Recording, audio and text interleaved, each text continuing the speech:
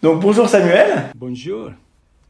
merci beaucoup de cette intervention que tu vas nous faire pour la chaîne Food Normandie. C'est le professeur Samuel Cortès, vous le connaissez si vous connaissez cette chaîne Food Normandie depuis longtemps. C'est un très grand professeur de psychiatrie, de pédopsychiatrie, qui est aussi un grand chercheur dans le TDAH dans le monde, un des plus grands chercheurs, avec notamment plusieurs méta-analyses extrêmement intéressantes à son actif, mais pas que. Et il a eu la grande gentillesse d'accepter de nous faire une présentation sur les troubles du sommeil dans le TDAH et dans le TSA. Alors Samuel, c'est à toi, merci beaucoup, merci infiniment. Merci, je vais partager d'abord, merci, bonjour à tout le monde. Ça me fait toujours plaisir de revenir de temps en temps sur la chaîne, que je trouve très utile. Vraiment bravo pour ce travail. Et ça me fait plaisir aussi de parler aujourd'hui spécifiquement sur les troubles du sommeil. Car c'est en fait un sujet de recherche qui me passionne beaucoup et en fait j'ai appris beaucoup quand j'étais en France, quand j'étais à l'hôpital Robert Debré sous la direction du docteur Alessandro Econofal qui travaille là-bas et qui m'a appris vraiment beaucoup sur l'importance du sommeil dans les troubles du neurodéveloppement. Donc on va faire une petite révision de la littérature et de voir qu'est-ce qu'on sait, qu'est-ce qu'on connaît aujourd'hui. Donc, au fait, j'ai préparé un petit PowerPoint pour la présentation. Donc, d'abord, j'aimerais partir avec un excursus historique, au fait, parce que c'est important de comprendre que l'association entre les troubles du sommeil et les TDAH, troubles du spectre autistique. On va parler du TDAH et des troubles du spectre autistique parce que pas mal d'enfants ont les deux et aussi parce que finalement les résultats de la recherche ils sont assez similaires pour les TDAH et les troubles du spectre autistique concernant les troubles du sommeil. La première chose que je voulais souligner, c'est qu'en fait, c'est pas quelque chose de nouveau. Les chercheurs et les cliniciens ont connu ça depuis longtemps. Ça, c'est une phrase d'un chercheur qui était un des premiers à étudier le TDAH dans les années 50, 60. Et finalement, comme vous voyez, ce qu'il disait, c'est que parfois les troubles de sommeil sont encore plus importants que les troubles du TDAH, d'autres troubles du comportement qu'on voit pendant la journée. Donc ça, on le sait depuis longtemps et finalement, si on va regarder les premières classifications, par exemple du TDAH, eh bien, les troubles du sommeil, c'était partie des critères diagnostiques.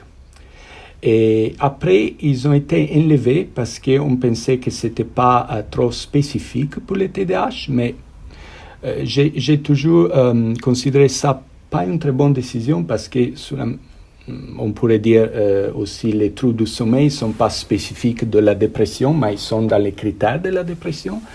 Mais finalement, ils ne sont plus dans les critères du TDAH, chose qui n'est pas bonne, je pense, parce que vraiment l'importance clinique du trouble du sommeil, elle est primaire.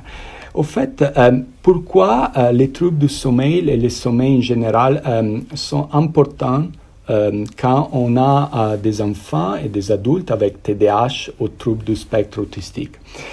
Je pense qu'il y a trois raisons principales. Donc la première, c'est que finalement, c'est une source vraiment significative de retentissement pour l'enfant, mais aussi pour la famille. Et la deuxième raison, c'est qu'au fait, quand quelqu'un a un trouble du sommeil, c'est quelque chose qui va péjorer, un peu aggraver la symptomatologie du TDAH et aussi du trouble du spectre autistique, surtout irritabilité, problème de concentration, hyperactivité, parce que les enfants qui ont une privation de sommeil, ils sont plus hyperactifs que les autres. Et la troisième raison, c'est que parfois, on a des enfants, des adultes aussi, qui ils ont un vrai trouble du sommeil, mais finalement, ils vont recevoir un diagnostic de TDAH, surtout parfois des troubles du spectre autistique, et ils vont avoir un traitement pour le TDAH. Par contre, il faudrait traiter à la base les troubles du sommeil. Un exemple typique de ça, c'est les enfants avec apnée du sommeil. qui font des apnées pendant la nuit. Si on va regarder la présentation clinique de ces enfants, c'est exactement la même qu'un enfant avec TDAH. Mais bien évidemment, le traitement, il est très différent. On peut toujours traiter les symptômes de TDAH avec des médicaments pour le TDAH, mais il faudrait bien évidemment traiter les apnées du sommeil pour agir sur la cause de la symptomatologie. Donc finalement, il faut... les troubles de sommeil, c'est quelque chose qui tous les pédopsychiatres et les psychiatres de l'adulte devraient connaître très bien. En France, je pense que vous avez la chance que pas mal de médecins ils ont bien formé aux troubles de sommeil parce que historiquement en France, le sommeil, ça a été toujours important. Il y a eu toujours de très bons centres de sommeil. Donc, il faut continuer vraiment cette expertise. Et je vois d'autres pays dans lesquels les psychiatres, ils savent rien de troubles de sommeil. Et ça, c'est pas bon du tout. Bien, donc finalement, qu'est-ce qu'on sait concernant la nature, les caractéristiques du trouble de sommeil chez les enfants avec TDAH et trouble du spectre autistique? J'ai mis seulement ici, sans aller dans les détails, la référence pour ceux qui vont lire un peu mieux les études qu'on a fait. La première, c'est une méta-analyse qu'on a fait il y a longtemps sur les troubles de sommeil chez les enfants avec TDAH. Quand on va étudier les troubles du sommeil, les problèmes de sommeil, il y a deux façons de les faire. Ce qu'on appelle l'évaluation subjective et l'évaluation objective. Subjective, ça veut dire baser finalement sur des questionnaires qui sont remplis par les parents, surtout, mais parfois par les adolescents, les adultes, bien évidemment, et qui vont vraiment éclaircir la nature du trouble du sommeil. Par contre, les études objectives, ils sont basées sur des techniques qu'on appelle polysonographie et actigraphie, qui y donnent des paramètres plus objectifs sur les problèmes du sommeil. Donc, ce qu'on a fait, c'est de regarder dans la première étude que vous voyez ici et non, toutes les études qui ont été publiées sur l'évaluation subjective et objective du trouble du sommeil chez les enfants avec TDAH et dans une autre méta-analyse qui vous vient en bas, plus récent, chez les enfants avec trouble du spectre autistique. Ce qu'on a trouvé, c'est finalement assez pareil, c'est-à-dire que la plupart des paramètres de type subjectif, ils sont beaucoup pires chez les enfants avec TDAH, trouble du spectre autistique, par rapport aux autres enfants qu'on appelle neurotypiques. C'est-à-dire il y a beaucoup plus de plaintes de difficultés à s'endormir, des problèmes de réveil pendant la nuit, et des réveils tôt le matin. Et ça, c'est finalement ce qu'on sait de la pratique clinique. L'autre chose qu'on a vu, c'est que ce n'est pas seulement des altérations subjectives. On pourrait penser, bon, ce sont les parents qui sont stressés, ils ont la tendance à dire que tout c'est pas bien, donc ils vont dire aussi que l'enfant ne dort pas bien, mais peut-être l'enfant, effectivement, il dort bien. Eh bien, si on va regarder les études amenées avec la polysonographie et l'actigraphie, c'est-à-dire des méthodologies plus objectives, on retrouve des altérations liées au TDAH, au trouble TSA. Et donc, ce n'est pas seulement une plainte subjective. On sait qu'il y a des altérations neurobiologiques qui peuvent expliquer les troubles du sommeil. Donc, ça, c'est une photo assez sympa. Donc, qu'est-ce qu'on fait pour traiter les troubles du sommeil? Je pense que le conseil principal, c'est qu'effectivement, il n'y a pas seulement une cause pour les troubles de sommeil. Il y a différentes causes. Donc, on n'a pas, en anglais, on dit one size fits all, c'est-à-dire on n'a pas un traitement qui va bien pour toutes les situations. Le rôle du médecin, du spécialiste, du psychologue, c'est de comprendre la nature, la cause du trouble de sommeil et après de mettre en place un traitement qui est spécifique pour ça. Cela dit, la première chose que normalement il faut considérer, c'est ce qu'on appelle l'hygiène du sommeil, que ce n'est pas ça que vous voyez bien évidemment dans la photo, mais c'est tout l'ensemble des règles, des mesures qu'il faut respecter pour avoir une bonne qualité du sommeil. Et c'est vraiment pas logique essayer de trouver les médicaments les plus sophistiqués ou les stratégies d'intervention les plus sophistiquées si on ne va pas être sûr du fait que l'hygiène du sommeil elle est respectée. C'est-à-dire, avant de parler des médicaments, d'autres approches plus sophistiquées, il faut être sûr que les normes de base ils sont respectés, c'est-à-dire dormir avec une régularité, l'importance de la lumière, la température, etc., etc. Donc, c'est pas qu'on doit considérer d'emblée un traitement pharmacologique pour les troubles du sommeil. Après, il y a beaucoup de familles dans lesquelles on voit qu'effectivement, les parents, ils savent, ils sont au courant de l'importance de l'hygiène du sommeil, ils font ce qu'ils peuvent, mais en dépit de ça, on a quand même des problèmes. Donc, on n'arrive pas à gérer ça seulement avec l'hygiène du sommeil, qu'il ne faut pas oublier. Et donc, on peut considérer donc des approches de type pharmacologique et non pharmacologique. En termes d'approche non pharmacologique, on a maintenant un certain nombre d'études, pas beaucoup, parce que c'est un aspect de la pédopsychiatrie que ça n'a jamais été bien évolué. Mais on a quelques études, dans des études randomisées contrôlées, qui montrent l'efficacité des stratégies qui sont similaires à la TCC, mais ils ont été adaptés pour les troubles du sommeil. Si vous voulez, c'est des TCC de base comme méthodologie, mais ils ont des modules spécifiques pour les troubles du sommeil. Et là, bien évidemment, l'important, c'est d'avoir des thérapeutes qui sont traînés sur ça.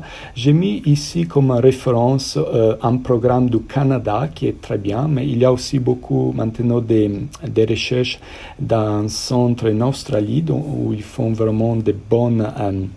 ils ont fait un manuel et ils ont fait des études, donc c'est quelque chose qu'il faut vraiment connaître et on doit avoir des personnes qui ont fait un training spécifique sur ça. Donc finalement, ça peut avoir une importance. Quand on va voir l'évidence, c'est-à-dire la science qui a été faite sur ça, l'évidence est plutôt bonne, mais le problème, c'est que c'est toujours difficile de comprendre effectivement si ces traitements marchent très bien, parce qu'un des problèmes qu'on a, c'est de comprendre l'importance de faire une étude en aveugle. Et faire des études en aveugle avec ce type de traitement, c'est pas simple. Donc voilà, il y a toujours des doutes sur l'évidence pour ce type de traitement.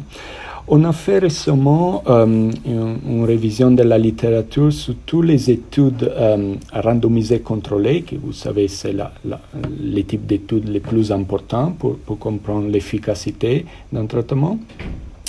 Et pour les TDAH et aussi pour les troubles du spectre autistique, la plupart des études randomisées contrôlées sur les traitements pharmacologiques, ils sont sur la mélatonine.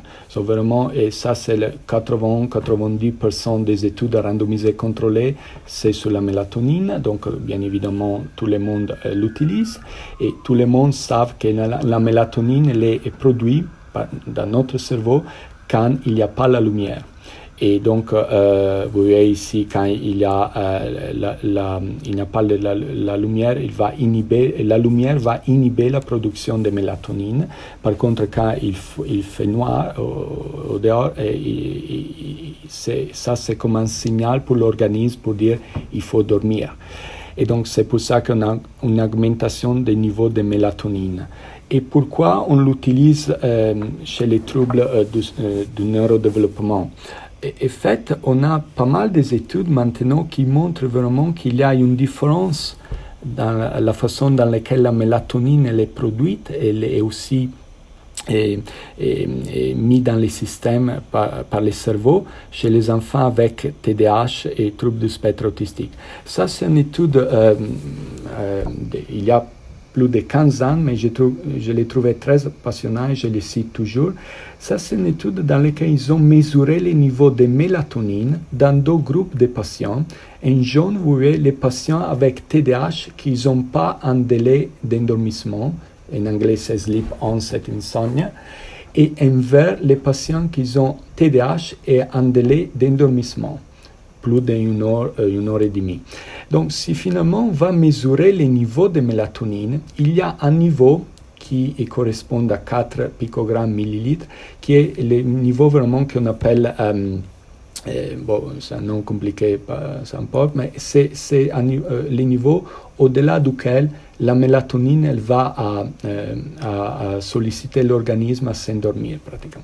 Et donc ce niveau-là, il est atteint avant 8 heures chez les enfants avec TDAH sans trouble du sommeil.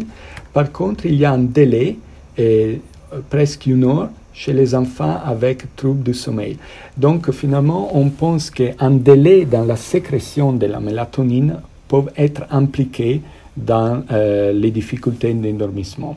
L'histoire elle est beaucoup plus compliquée que ça, mais ça c'est seulement pour dire qu'il y a des altérations objectives dans la sécrétion de la mélatonine chez ces enfants-là.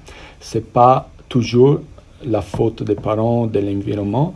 Bien évidemment, il y a un environnement très chaotique, il faut d'emblée agir sur ça, mais il y a des situations dans lesquelles les parents, les familles, ils font ce qu'ils peuvent et ils n'arrivent pas. Donc la mélatonine, et je vais parler pour terminer ma petite présentation, je pense que la mélatonine c'est très intéressant parce qu'effectivement ça peut bien marcher. Le problème c'est que c'est un médicament que c'est pas très facile à utiliser.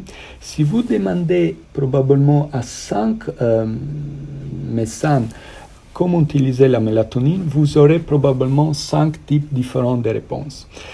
Donc, il y a quelques années, on s'était réunis dans un consensus de conférence avec des collègues qui ont une expertise à la fois en troubles du neurodéveloppement et en troubles du sommeil pour faire des recommandations qu'on a publiées dans cet article-là, parce qu'on a vu vraiment que c'est quelque chose que les médecins en général ne connaissent pas. D'abord, j'ai mis ici vraiment les recommandations principales. D'abord, il faut considérer que la mélatonine elle a 2 effets. Elle a un effet qu'on appelle chronobiotique et l'autre effet qu'on appelle hypnotique. Donc, chronobiotique, c'est de synchroniser finalement l'horloge biologique de notre organisme.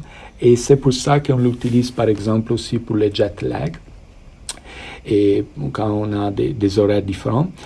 Et pour l'utiliser avec un effet chronobiotique, c'est pas facile. Il faudrait mesurer les niveaux de la mélatonine, il faudrait la donner d'autres heures avant les pics, ce que disait tout à l'heure DLMO, c'est-à-dire Dim Light Melatonin Onset, c'est les niveaux que je disais tout à l'heure que c'était en rouge dans la figure.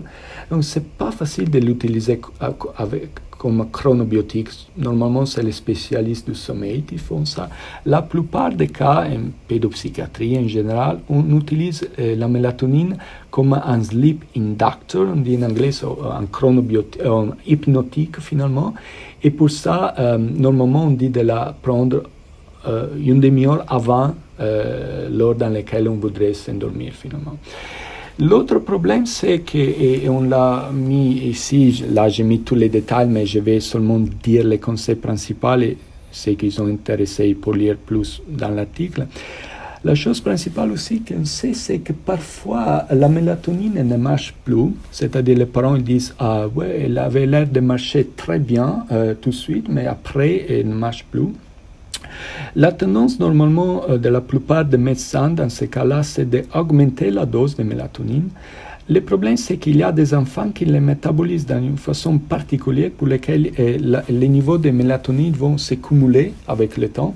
Dans ces cas-là, donc, c'est mieux de réduire la dose au lieu de l'augmenter, ou aussi c'est mieux de l'arrêter pour 1 semaine, 2 semaines, parce qu'il y a des enfants, vraiment, surtout les enfants qui ont aussi un problème plus général de niveau cognitif bas, ils arrivent à les métaboliser d'une façon dans laquelle il y a une augmentation des niveaux de la mélatonine qui c'est pas bon. Donc, quand la mélatonine ne marche pas, il faudrait d'abord voir l'heure dans laquelle elle est prise. Parfois, ça peut être trop tard, donc il faut anticiper la prise. Et aussi, au-delà de 6-8 mg par nuit, il n'y a pas d'autre effet quand on va augmenter au-delà de 6-8 mg. Donc, quand ça ne marche pas, il vaut mieux de diminuer les doses au lieu de les augmenter. Et voilà, je pense que ça, c'était les choses principales que je voulais dire sur le traitement du sommeil. Et pour conclure, je pense que malheureusement, c'est un sujet pour lequel on n'a pas beaucoup d'études randomisées dans d'autres traitements. Et ce qu'on a vraiment besoin pour l'avenir, c'est d'autres études randomisées sur d'autres molécules aussi, et aussi sur d'autres alternatives, d'autres types de traitements. Par exemple, ici en Angleterre, dans les centres dans lesquels je travaille, peut-être on va démarrer une étude sur la luminothérapie, lumière-thérapie, light therapy. Il y a quelques évidences chez l'adulte, mais pas vraiment sur l'enfant. Mais finalement, je dis qu'avec les outils qu'on a maintenant, on arrive à traiter raisonnablement bien un bon nombre de patients, mais il faut savoir comment utiliser. Il faut surtout ne pas avoir l'idée que trouble de sommeil,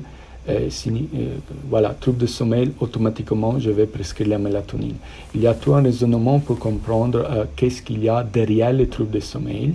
Et parfois, par exemple, si l'enfant il prend la mélatonine et après on lui dit oui, tu peux regarder la télé jusqu'à minuit, ça va pas marcher trop bien parce que la lumière, ça va pas faire du bien pour la mélatonine. Et donc, les familles parfois elles disent oui, on a essayé ça, mais ça marche pas. Mais ça a été comme ça toute la vie de l'enfant. On ne peut pas penser qu'on va changer les habitudes dans 2-3 nuits. Donc c'est quelque chose il faut continuer à le faire et de façon constante sous la supervision d'un professionnel. Voilà Jean-Baptiste, je pense qu'on a terminé notre petit excursus sur les troubles du sommeil, mais s'il y a quelque chose en particulier que tu voudrais qu'on puisse discuter, je suis bien évidemment à disposition. Merci beaucoup, merci Samuel. Juste une petite chose, on est bien d'accord que quand effectivement on a l'impression que la mélatonine ne fonctionne plus bien, on fait une diminution, voire même un arrêt, mais après quelques temps, on recommence, on est d'accord? Bien évidemment, c'est un arrêt temporaire, juste pour... c'est ce qu'on fait dans d'autres domaines de la médecine, par exemple, il faut beaucoup en oncologie, dans d'autres domaines dans lesquels on fait un arrêt temporaire, ça s'appelle un drug holiday, et après on reprend, on va monter jusqu'à la dose qu'on était avant, mais ça peut amener des changements quand même significatifs. Quand ça ne marche pas aussi, il faut se demander, est-ce que je suis en train de faire la bonne chose? Est-ce qu'il y a quelque chose que je rate? Est-ce qu'il y a d'autres pathologies, d'autres problèmes de type médical? Est-ce qu'il y a d'autres choses? Parce que c'est bien de vouloir optimiser les traitements, mais il faut aussi se demander, est-ce qu'il y a d'autres choses que je considère pas? Bien sûr, tout à fait. Merci beaucoup Samuel déjà de nous avoir accordé tout ce temps-là. On est très très honorés à chaque fois que tu viens sur la chaîne. Et voilà, encore un grand merci Samuel. Merci bien et bon travail et merci. À bientôt. Allez, au revoir. Très bientôt. Merci Samuel.